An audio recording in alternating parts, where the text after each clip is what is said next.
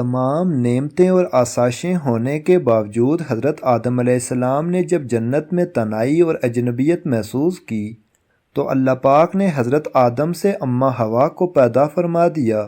محمد بن اسحاق حضرت ابن عباس سے روایت کرتے ہیں کہ حضرت آدم علیہ السلام سو رہے تھے کہ اللہ پاک نے ان کی چھوٹی پسلی سے حضرت حوا سلام اللہ علیہا کو پیدا فرما دیا۔ جب حضرت آدم علیہ السلام نیند سے جاگے تو دیکھا کہ ان کے پاس ایک ایسی مخلوق لیٹی ہے جو ان سے کچھ زیادہ مختلف نہیں ہے۔ تفسیر ساوی صفحہ نمبر 5 اور شرح زرقانی جلد 1 صفحہ 101 پر لکھا ہے کہ جب حضرت آدم علیہ السلام نے اپنے ہی جیسی خوبصورت مخلوق کو اپنے پاس لیٹے دیکھا تو ان کی طرف دست مبارک بڑھانے کا ارادہ فرمایا تو فرشتوں نے عرض کی ٹھہر جائیں، پہلے ان کا مہر ادا کریں۔ آپ علیہ السلام نے فرمایا ان کا مہر کیا ہے؟ فرشتوں نے عرض کی ان کا مہر یہ ہے کہ آپ ہمارے سردار محمد مصطفیٰ صلی اللہ علیہ وآلہ وسلم پر 10 مرتبہ درود پاک پڑھیں۔ چنانچہ آپ علیہ السلام نے درود پڑھا اور فرشتوں کی گواہی سے آپ علیہ السلام کا حضرت بی بی حوا رضی اللہ عنہا سے نکاح ہو گیا۔ روایت میں ہے کہ حضرت آدم اور حوا 60 سال تک جنت میں رہے، لیکن ان کو حق زوجیت ادا کرنے کا حکم نہ تھا اور نہ ہی بچے پیدا کرنے کا۔ حضرت آدم اور حضرت حوا بڑے آرام و سکون سے جنت میں رہتے رہے۔ اس عرصے میں دونوں پر جنت کے کسی بھی حصے میں جانے پر پابندی نہ تھی سوائے شجر ممنوعہ کے۔ شیطان اب ان دونوں کا کھلا دشمن تھا اور اپنی سزا کا بدلہ لینے کے لیے بے قرار بھی۔ اس کی شدید خواہش تھی کہ یہ اللہ کے حکم کی خلاف ورزی کریں۔ پھر شیطان نے ان دونوں کے دلوں میں وسوسہ ڈالا تاکہ ان کی شرمگاہیں جو ایک دوسرے سے پوشیدہ تھیں بے پردہ ہو جائیں۔ حضرت آدم علیہ السلام اور حضرت حوا کے لباسوں کے متعلق یہاں پر 2 طرح کی روایات ہیں۔ ایک روایت تو یہ ملتی ہے کہ جنت میں ان دونوں کا لباس بھی جنتی تھا جس میں ان دونوں کے سروں پر تاج بھی تھی، جبکہ دوسری روایت کے مطابق ان کے جسم جنتی درختوں کے پتے تھے جن سے ان کے ستر ایک دوسرے سے پوشیدہ تھے۔ اب شیطان روز ان کے دلوں میں وسوسے ڈالتا اور ایک دن کہنے لگا تمہارے رب نے تم دونوں کو اس درخت سے اس لیے منع فرمایا ہے کہ کہیں یہ پھل کھا کر تم دونوں فرشتے نہ ہو جاؤ یا کہیں ہمیشہ زندہ رہنے والوں میں سے ہو جاؤ۔ شیطان کی شیطانی اور بہکاوے والی باتیں سن کر حضرت حوا سوچنے پر مجبور ہو گئیں۔ آخر کار شیطان کی مسلسل کوششیں اور سازشیں رنگ لے ہی آئیں۔ اس نے حضرت حوا کو پھل کھانے پر راضی کر لیا۔ ایک دن حضرت حوا نے حضرت آدم سے کہا کہ ہم اس شجر ممنوعہ کا ذرا سا حصہ کھا کر تو دیکھیں، آخر وہ کیا راز ہے جو اللہ نے اسے کھانے سے منع فرمایا ہے۔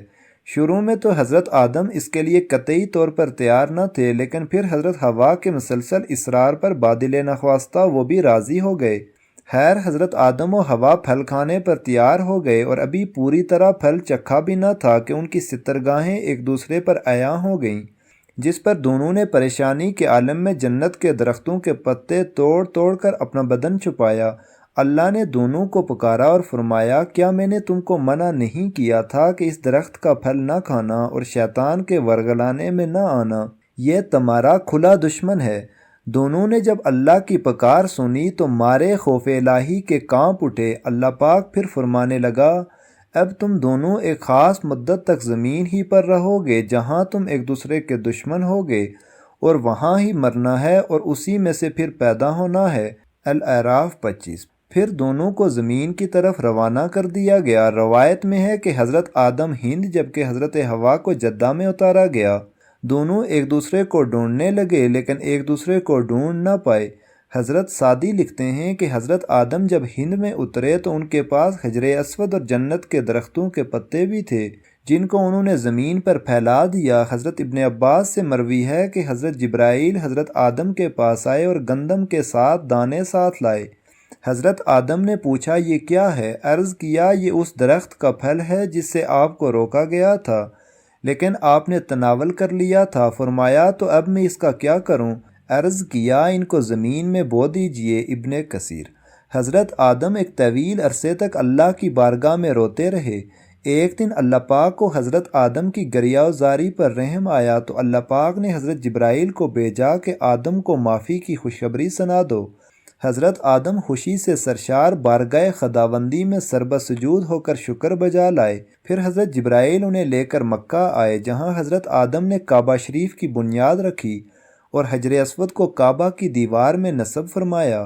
پھر اس کے گرد طواف کیا۔ طواف سے فارغ ہو کر حضرت جبرائیل انہیں جبل عرفات پر لے گئے، جہاں حضرت حوا تشریف فرما تھیں، لیکن طویل عرصے کی جدائی اور حالات نے بہت سے جسمانی تغیرات پیدا کر دیے تھے، چنانچہ دونوں ایک دوسرے کو پہچان نہ پائے، جس پر حضرت جبرائیل نے دونوں کا تعارف کروایا۔ ناظرین، یہی وہ وقت تھا کہ جب پہلی دفعہ آپ کو حیض بھی آیا اور اللہ پاک کے حکم سے پھر حضرت آدم اور حضرت حوا کو کثیر اولاد ہوئی۔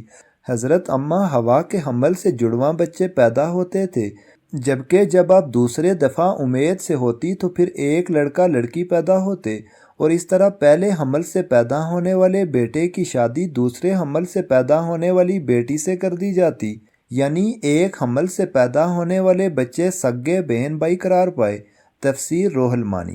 ناظرین، یہاں آپ کو یہ بات بتاتے چلیں کہ اللہ تعالیٰ نے حضرت حوا کو خود ہی حضرت آدم کی زوجیت کے لیے پیدا فرمایا تھا، اس لیے نکاح پڑھانے کی ضرورت نہیں تھی، بلکہ اللہ پاک نے فرشتوں کی گواہی میں حضرت حوا کو حضرت آدم کی زوجہ بنا دیا تھا۔ قرآن پاک میں اللہ پاک نے حضرت حوا کے لیے زوجہ حضرت آدم کا لفظ ہی استعمال کیا ہے۔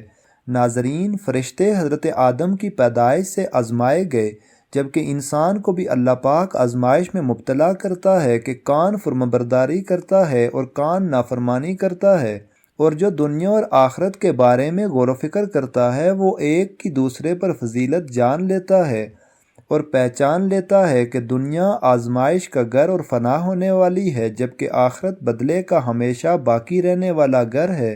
لہٰذا ہمیں چاہیے کہ ہم ان لوگوں میں سے ہو جائیں جو دنیا کی ضرورت کو آخرت کی ضرورت پر وار دیتے ہیں، اور بے شک نیکی کی توفیق اللہ پاک ہی کی طرف سے ملتی ہے۔